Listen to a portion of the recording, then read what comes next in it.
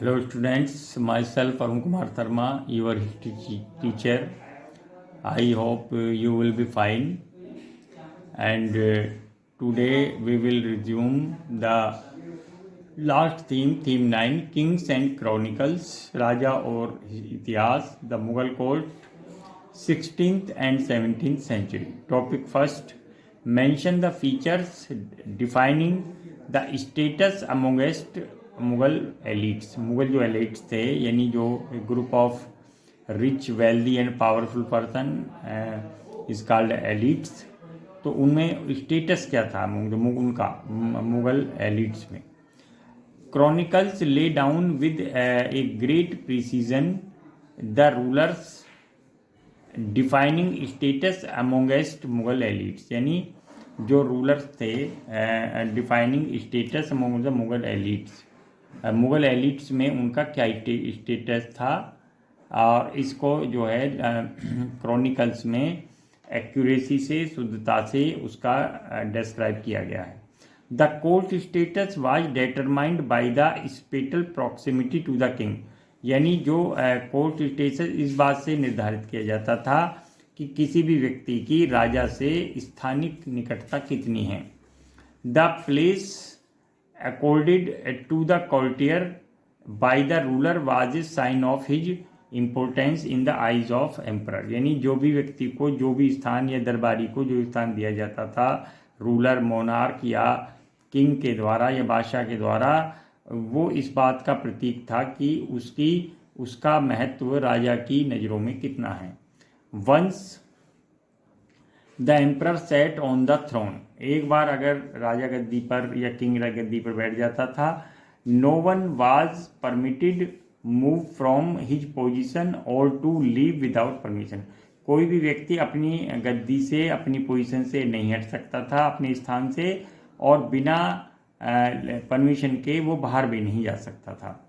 Social control in court society was exercise through carefully defining in full detail in the forms of address. इस प्रकार जो social control था सामाजिक जो दरबारी जो कोर्ट सोसाइटी थी या जो दरबारी समाज था उसका जो सोशल कॉन्ट्रैक्ट था वो एक्सरसाइज होता था carefully defining in full detail. Full detail में उसको डिफाइन किया गया था इन फॉर्म्स ऑफ एड्रेस कर्टेसीज. एड्रेस के द्वारा यानी उसको एड्रेस करके बताकर, कर्टेसीज सौजन्यता, कर्टेसीज का मतलब सौजन्यता, and speech which were acceptable in court, और वो सबको कोर्ट में एक्सेप्ट करनी पड़ती थी.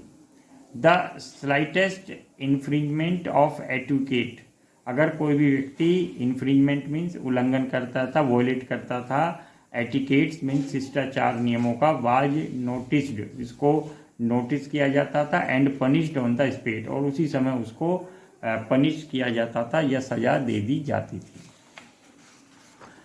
Students, our next topic 2 is define कोर्निश. कोर्निश कोर्निश was a form of ceremonial salutation. इस प्रकार एक सेरिमनी यानी उत्सव के रूप में जब सैल्यूटेशन या सलामी देते थे, प्रणाम करते थे, in which the courtier placed the palm, palm means हथेली, ऑफ हिज राइट हैंड, अपने राइट हैंड की, अगेंस्ट द फोरहेड, अपने फोरहेड पर लगाता था हथेली को राइट हैंड की, and bent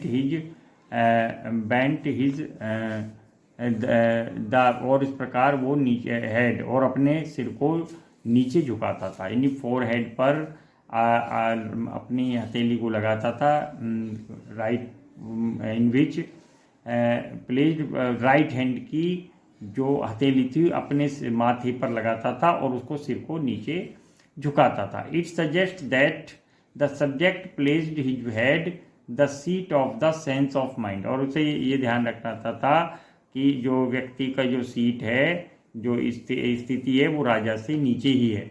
into the hand of humility presentation in the royal assembly. और इस प्रकार रॉयल असेंबली में ये अपनी ह्यूमिलिटी, नम्रता, सौजन्यता या प्रणाम करने का एक सैल्यूटेशन था, and it was called Cornish. Student, topic next topic is topic 3, define Chahar तस्लीम. चाहर का मतलब होता 4, और तस्लीम का मीन्स होता है सैल्यूटेशन।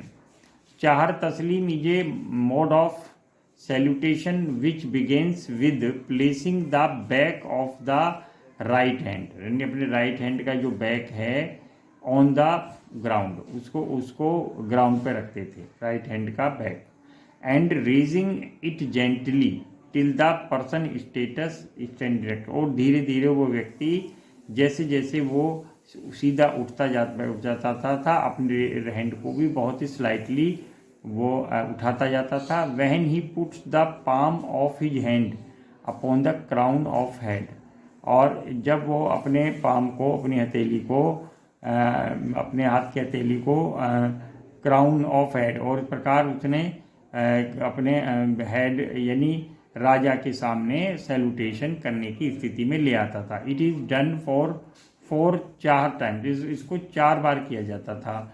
तस्लीम लिटरली मीन्स सबमिशन, और तस्लीम का मतलब होता है सबमिशन, मतलब होता है कि मैं अपने आप को, मैं राजा की, किंग की, मोनार्क की, बादशाह की, सुल्तान की जो पावर है उसको मैं तस्लीम करता हूँ, उसके सामने अपने आप को सरेंडर करता हूँ और उनकी अधीनता स्वीकार करता हूँ। स्टूडेंट टॉपिक 4 डिफाइन शब-ए बारात। शब-ए बारात is a full moon night on 14 Shaban month of the 8 month, यानी जो हिजरी यानी जो इस्लामिक कैलेंडर है उसमें एक जो 8th मंथ है उसका नाम है शाबान, उसकी 14 डेज को यानी 14 डेट को, 14 तारीख को ये शब-ए बारात नाम का एक जो ये फेस्टिवल है इसको सेलिब्रेट किया जाता है। The 8th month of the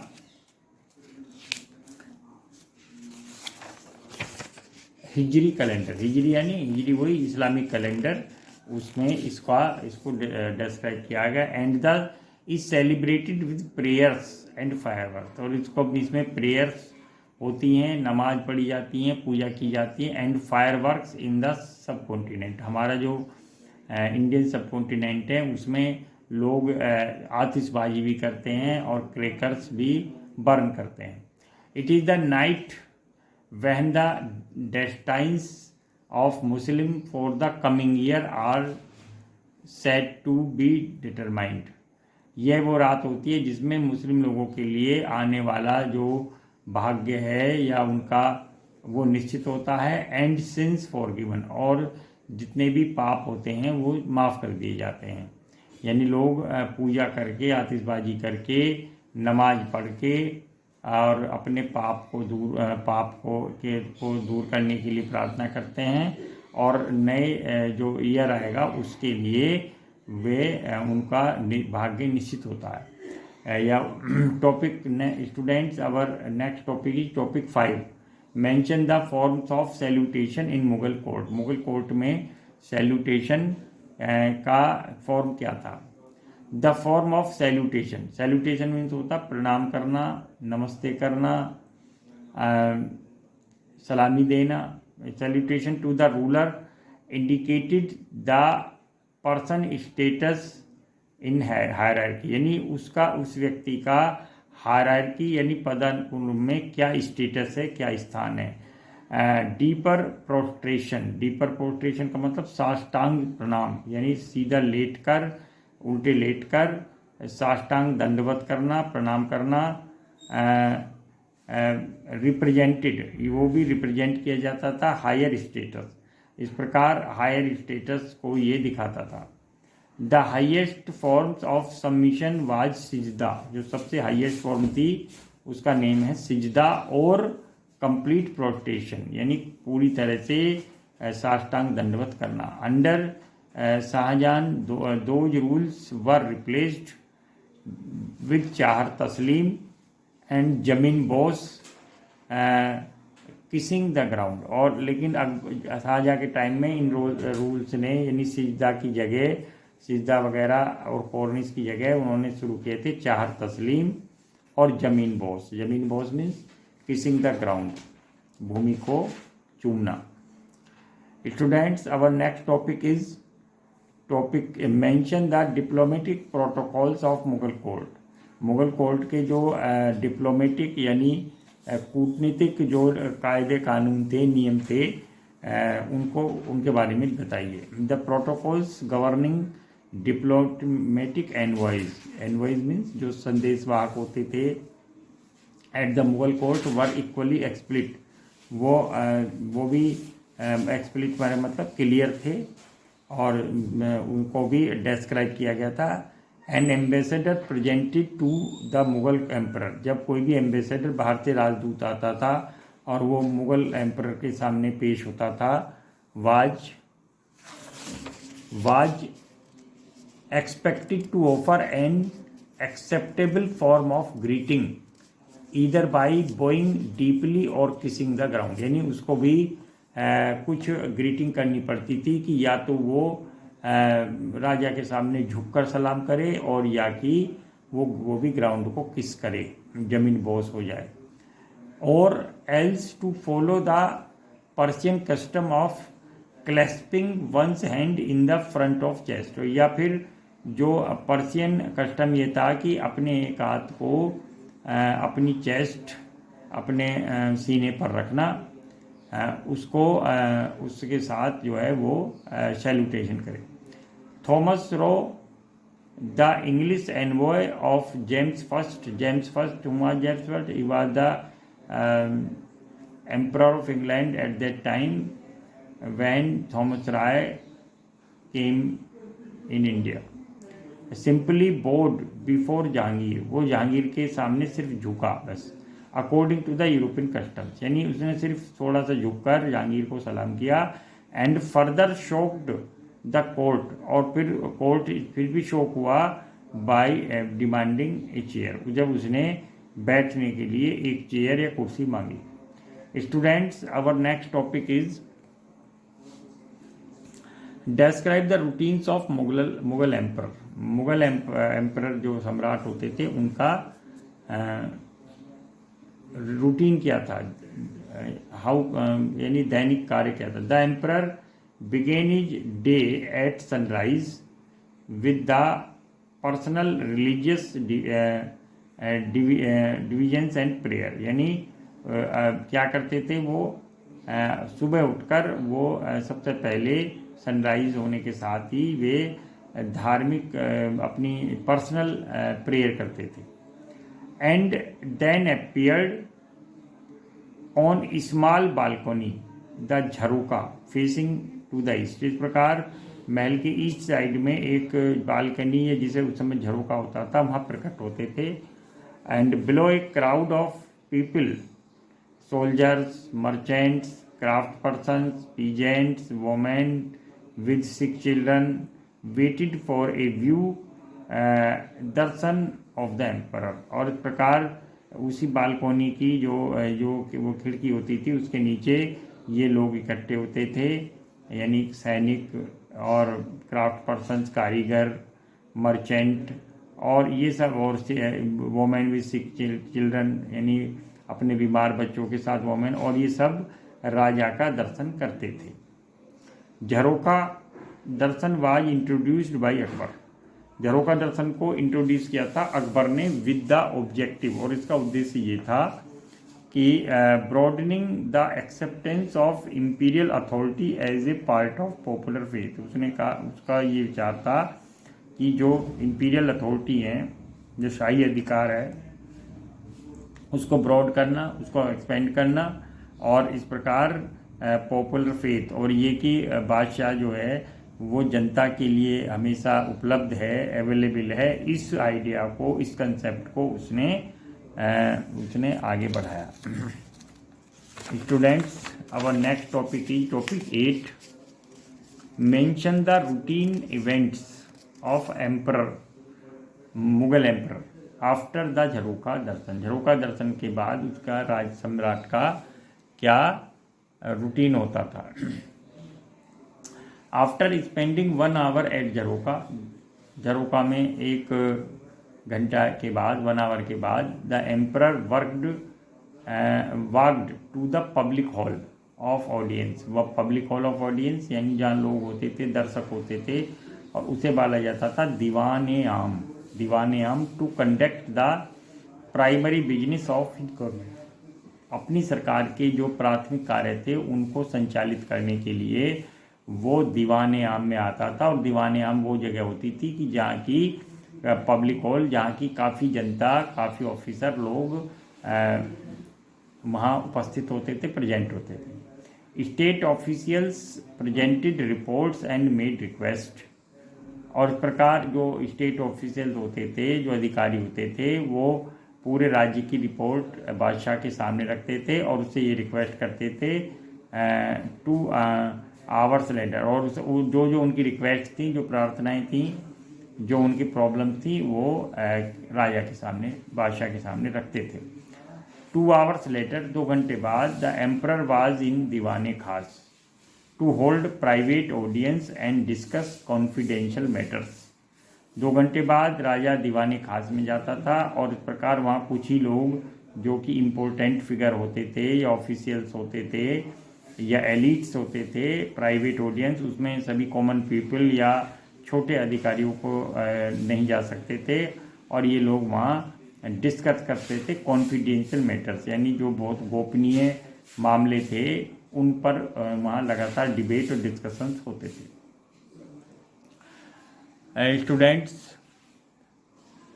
our and high ministers of state, जो हाई मिनिस्टर थे स्टेट के, यानी बड़े बड़े जो मंत्री थे, प्लेस्ड देयर पेटिशंस हिम, अब उनके अपने सामने उनके पेटिशंस रखते थे। पेटिशन का मतलब एप्लीकेशन या request. And tax officials presented their accounts, और जितने भी टैक्स ऑफिशियल थे, जो भी टैक्स या लगान वसूल करने वाले अधिकारी थे, वो अपने अकाउंट या बही खाता या उसको उसके सामने रखते थे। Occasionally the emperor viewed the works of highly reputed artist of building plans of architects, मीमार बोलते थे, आर्किटेक्ट को बोलते थे उसमें पर्शियन भाषा में मीमार। कई बार राजा उन आर्टिस्ट को जो कि बिल्डिंग प्लान्स के साथ आते थे, बिल्डिंग प्लान बनाने के लिए, जिन्हें आर्किटेक्ट्स कहा जाता था, उन वहाँ भी विजिट करते थे और उनसे बातें करते थे। On special occasions such as the anniversary of accession to the throne, special occasions भी होते थे कि राजा के जो एनिवर्सरी है एक्सेशन की, वो कब थ्रोन पर बैठा, गद्दी पर बैठा, ईद, शब बारात and Holi, the court was full of life, court में पूरा जीवन होता था और कोर्ट में स्पेशल प्रोग्राम्स कंडक्ट किए जाते थे।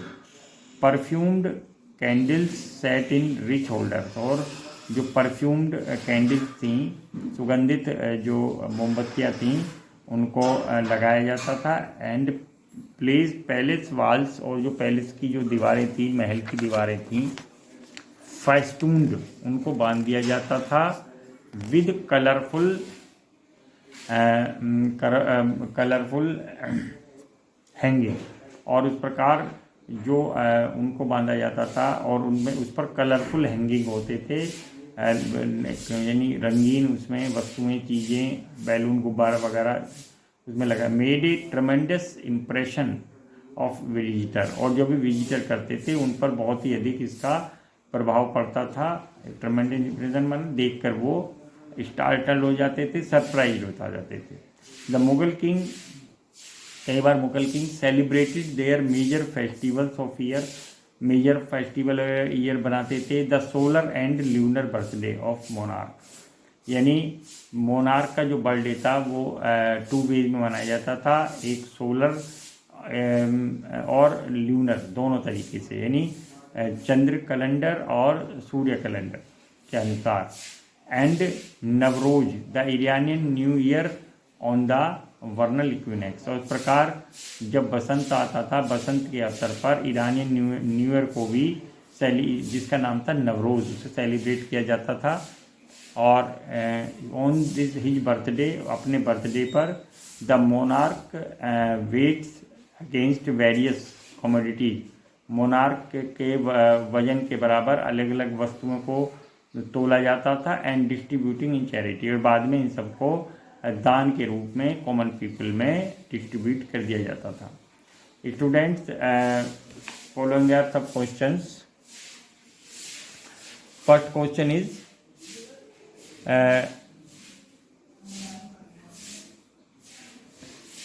mention the features defining